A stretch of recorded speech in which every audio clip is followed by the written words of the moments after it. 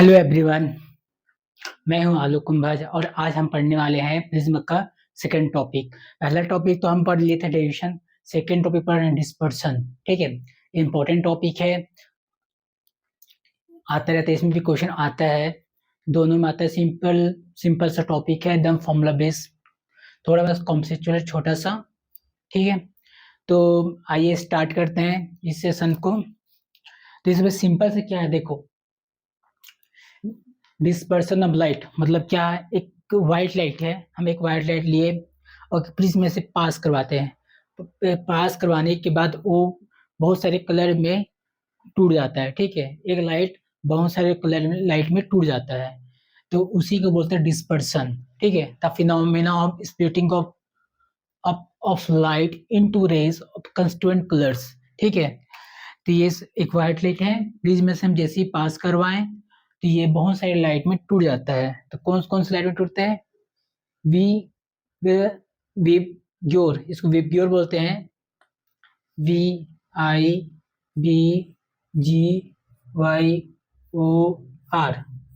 ठीक है, तो ये हुआ वॉयलेट, इंडिगो, ये ब्लू। लगभग तीनों एक जैसे रहते हैं, हल्का कोई फीका रहेगा, कोई लाइट रहेगा, कोई ज्यादा डार्क रहेगा। ठीक है, यहाँ तक तो ठीक है। अब आता है सीधा ग्रीन, फिर आता है येलो, फिर आता है ऑरेंज, फिर आता है रेड। मतलब लास्ट में रेड, स्टार्टिंग में वायलेट। तो ये तो हुआ। ठीक, और इसी को, अगर इसी को हम सेवन कलर्स को बैंड को क्या बोलते हैं? स्पेक्ट्रम। ठीक है, सिंपल सा है, इसमें कुछ ज्यादा कुछ नहीं है। एक वाइट लाइट है, हम वाइट लाइट लिए, कोई भी सोर्स ले लो, उसके बाद हम प्रिज्म में से पास करवाते हैं। प्रिज्म में जैसे ही पास करवाते हैं वो अलग अलग कलर में टूटता है। ठीक है, टोटल 7 कलर में टूटा। उस 7 कलर टूटने को हम बोलते हैं the band of 7 colour is called spectrum. ठीक है, इसको मैं अभी लिखवा दूंगा। ठीक, और ये वेब्योर होता है जो लाइट में टूटता है, एक वॉयलेट होता है, इंडिगो द ब्लू, एक ग्रीन, येलो, ऑरेंज, रेड। ठीक है,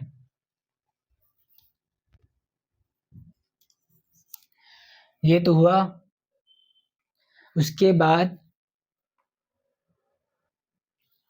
उसके बाद याद रख लेना, ये सीरीज इंपॉर्टेंट है। पहला हमेशा ये, फिर दो, फिर तीन, चार, पाँच, छः, सात, इस तरह से ही स्प्लिट होगा। ठीक है, अपने हिसाब से कभी इंडिगो के ऊपर या ब्लू के ऊपर, वायलेट नीचे या ग्रीन ऊपर, ऐसा मत लेना। ये सीरीज सीक्वेंस वाइज है, सीक्वेंस याद ही रखे, याद रहना। वैसे याद करने की जरूरत नहीं पड़ता, कभी ऑब्जेक्टिव में पूछ देगा। वेवलेंथ, इसका वेवलेंथ रहता है अलग अलग लाइट का, अलग अलग कलर का, अलग अलग वेवलेंथ। ठीक है, अभी मैं लिखवा दूंगा इसको, बस ये उसको ध्यान में रखे रहना। हाँ, एक और चीज, ठीक, दो सरफेस है। ठीक, जैसे आप लोग को दिख रहा हो, तो प्रिज्म के पहले सरफेस में, जैसे ही प्रिज्म के पहले सरफेस पे ये लाइट रे स्ट्राइक करता है, तो यहाँ पर होता है डिस्पर्शन और साथ ही डेविएशन। ठीक है, ये तो ये एक कलर बहुत सारे कलर में टूटेगा, और साथ उसके साथ साथ वो कलर अपने ओरिजिनल, जो ओरिजिनल इसका पाथ है, ओरिजिनल पथ क्या है, ये लाइट को जाना था सीधा, लेकिन डिस्पर्स होने के बाद फिर डेविएट हो गया, मतलब मुड़ गया, बेंड हो गया, तो लाइट बेंड हो गया। ठीक है, इस सरफेस में, और इस सरफेस में भी क्या हुआ, लाइट यहाँ पर हो जा रहा है डेविएशन। मतलब बोलने का मतलब ये है, पहले सरफेस में होता है डिस्पर्शन प्लस डेविएशन, और सेकंड सरफेस में इस पे खाली डेविएशन होता है। ये इंपॉर्टेंट है, याद रखे रहना। ठीक है, कि पहले सरफेस क्या होता है, दूसरे सरफेस में क्या होता है। ठीक, चलो अब आगे बढ़ते हैं। और देखो, स्पेक्ट्रम तो बता दिया था, the band of 7 colours is called spectrum. एक और चीज, आप लोग प्रैक्टिकल देखना है, तो देखो, एक स्केल होता है जो हम यूज करते हैं ट्रांसपेरेंट वाला, उसको किसी भी लाइट से ऐसे करके देखोगे, 7 कलर में, या जो इंद्रधनुष टाइप का रहता है रेनबो कलर में, वैसे उसी वैसे सेम टू सेम एक पैटर्न में दिखता है, ठीक है। कभी देखना आप लोग, अब किसी भी लाइट को जो स्केल हम लोग लेते हैं ट्रांसपेरेंट हो रहा है, उसमें लाइट को पास करवाना, फिर देखना कैसे दिखता है, ठीक। तो चलो आप चलते हैं कॉज ऑफ डिस्पर्सन। जो जो लाइट है, व्हाइट लाइट है, वो 7 कलर्स में अलग अलग में टूटता है। उसका कॉज क्या है, उसका कारण क्या है? देखो देखो दोस्तों, क्या होता है कि हम जो लाइट करवा से सेम मटेरियल्स होता है, उस मटेरियल में एक सेम मटेरियल है, क्योंकि एक ही लाइट को पास करवा रहे हैं सेम ऑब्जेक्ट से, ठीक है। उस ऑब्जेक्ट का जो मटेरियल जिसको बना है वो सेम है, लेकिन जो कलर्स आ रहे हैं वो डिफरेंट। इसका मतलब क्या है? उसका मतलब ये है कि हर कलर का रिफ्रैक्टिव इंडेक्स अलग अलग है, ठीक है। वो वही उसको वेरी कर रहा है, वही उसको चेंज कर रहा है, ठीक। जो डिस्पर्सन कर रहा है वो रिफ्रैक्टिव इंडेक्स मतलब जो लाइट का अलग अपना अपना लाइट का अलग अलग अपने अपने लाइट का अपना अपना रिफ्रैक्टिव इंडेक्स, ठीक है। ठीक, जैसे हम लोग का हमारा अपना अपना शरीर का अपना अपना हाथ होता है, वैसी सेम टू सेम अपने अपने लाइट का अपने अपने कलर का अलग अलग अपना अपना रिफ्रैक्टिव इंडेक्स और ये अपना अपना वेवलेंथ, ठीक। मेन कॉज वेवलेंथ नहीं होता, मेन कॉज होता है रिफ्रैक्टिव इंडेक्स होता है, ठीक। लेकिन ये जो रिफ्रैक्टिव इंडेक्स है वो डिपेंड कर जाता है वेवलेंथ में, ठीक। ये कैसे करता है अभी समझेंगे आगे। एक कॉची नाम का एक साइंटिस्ट था, उसने कुछ एक्सपेरिमेंट किया। उस एक्सपेरिमेंट से उसे पता चला कि रिफ्रैक्टिव इंडेक्स वेवलेंथ ऊपर कुछ कांस्टेंट टर्म में से वेरी करता है, ठीक है। उसके बेसिस पे उसने मैथमेटिकल इक्वेशन के द्वारा उसने बता दिया कि जो रिफ्रैक्टिव इंडेक्स है वो वेवलेंथ पे डिपेंड करता है, ठीक। लेकिन एक्चुअल में जो जो डिस्पर्सन होता है, जो कॉज होता है लाइट के स्प्लिट होने में अलग अलग कलर का, एक्चुअल में होता है रिफ्रैक्टिव इंडेक्स। इसका अपना अपना लाइट का अपना अपना रिफ्रैक्टिव इंडेक्स, ठीक है। तो उसके वजह से ये सब होता है। ये याद रखना, कई जगह इन से ही डिनोट करते हैं रिफ्रैक्टिव इंडेक्स को, ठीक। तो इसमें कुछ चिंता करने वाली बात नहीं कि कुछ क्या लिख दिया। देखो, ये अलग, ये है कॉची फॉर्मूला, ठीक है। प्रैक्टिकली कोई यूज नहीं होता, बस रिलेशन के लिए। ये कुल मिला के देखा जाए तो ये वेवलेंथ की इन्वर्सली प्रोपोर्शनल है, किसके? मीडियम मीडियम सॉरी मटेरियल की मीडियम की, ठीक है। रिफ्रैक्टिव इंडेक्स ये,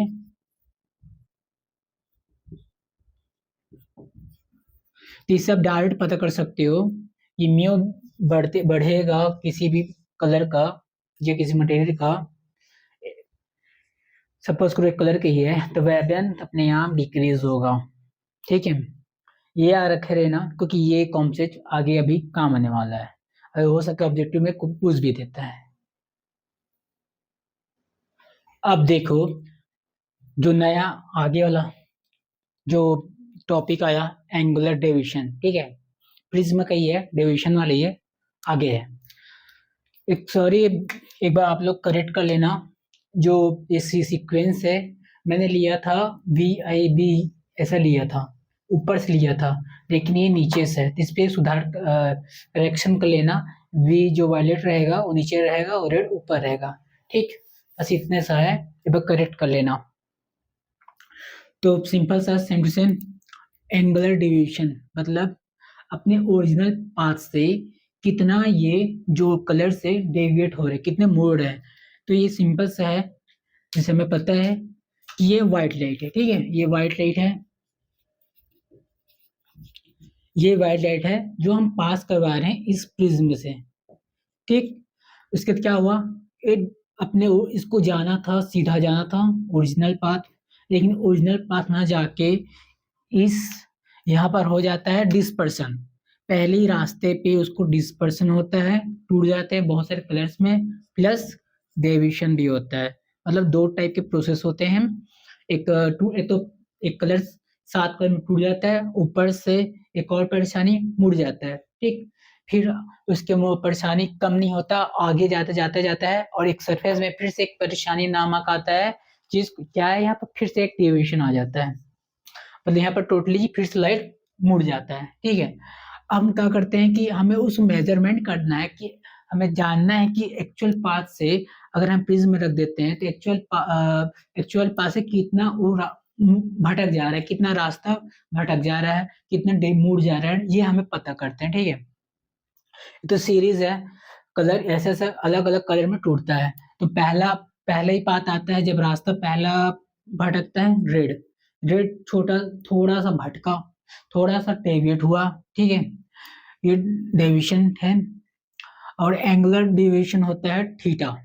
ठीक, ये क्या है एक्चुअल में, इसको ये है कि दो एक्सट्रीम, एक्सट्रीम मतलब इनिशियल और फाइनल, आखिरी और लास्ट, पहला और आखिरी, दोनों के बीच में कितना डिफरेंस है, कितना डेविएशन है, उसको बोलते हैं एंगुलर डेविएशन। ठीक है, ये छोटा सा कॉन्सेप्ट है बस, है कि दो एक्सट्रीम पॉइंट मतलब दो छोर के बीच में, दो छोर है, एक छोर रेड है, एक छोर वायलेट है। ठीक है, एक समझ लो एक नदी है, एक नदी किनारे में रेड है, एक नदी किनारे में वायलेट है, और दो नदी के दोनों दोनों किनारे के बीच में नदी बह रहा है, वही है थीटा।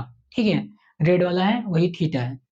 ठीक, तो ये हीट पहले ये रेड मुड़ता है फिर वायलेट, लेकिन इसमें से आप देख रहे होगे कि जो डिवीजन है रेड का वो वायलेट से कम है। अब सोचो ऐसा क्यों होता है।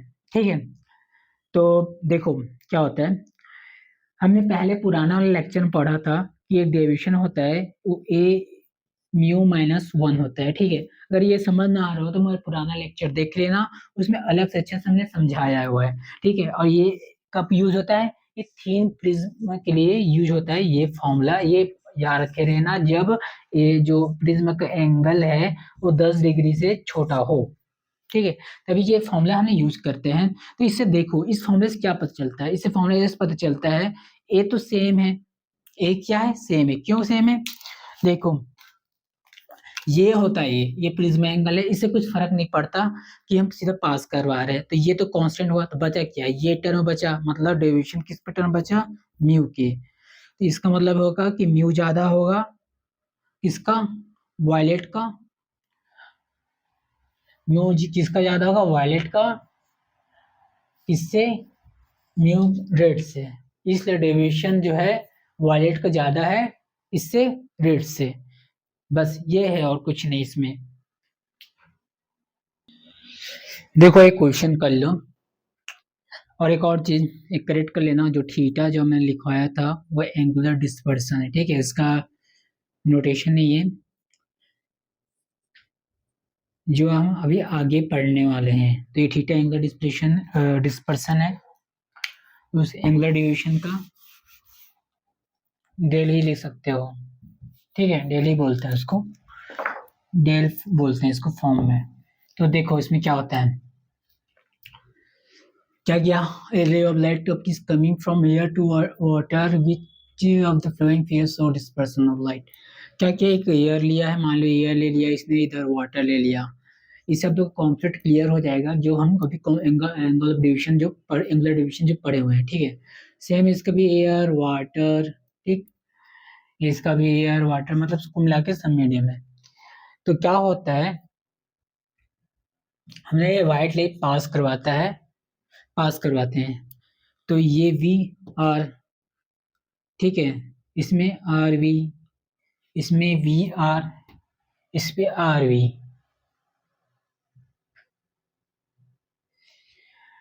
हो सकता है ऐसा हो।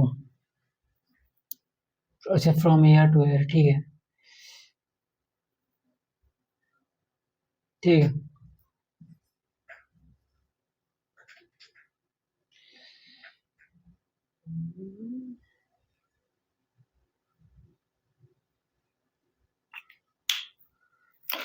देखो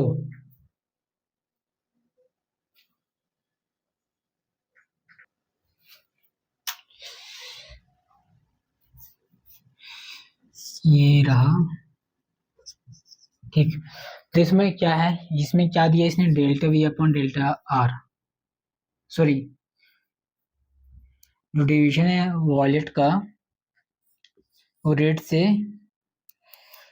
छोटा है, इसमें दिया है सेम टू, इसमें भी केस वैसी है, और इसमें क्या है, इसमें है थोड़ा बड़ा है।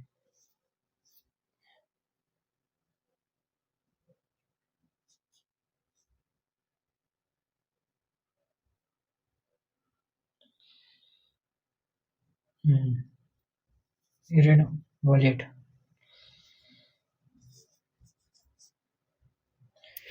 ठीक है।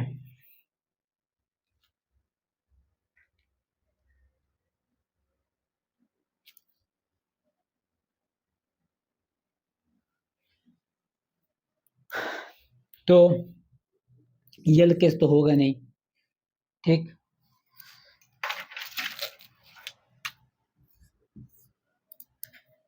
ये भी कट जाएगा। हमने पढ़ा क्या है? ठीक, ये नहीं पढ़ा, लेकिन इसमें देखो और इसमें देखो, इसमें ज्यादा डेविएशन है, इसमें थोड़ा कम है। पास ही पास में आ गए हैं, इसमें थोड़ा दूर है। ठीक है, इसलिए ये आंसर है। ठीक। थोड़ा गैप होना चाहिए रेड और वायलेट के बीच में, मतलब बोलने का ये है।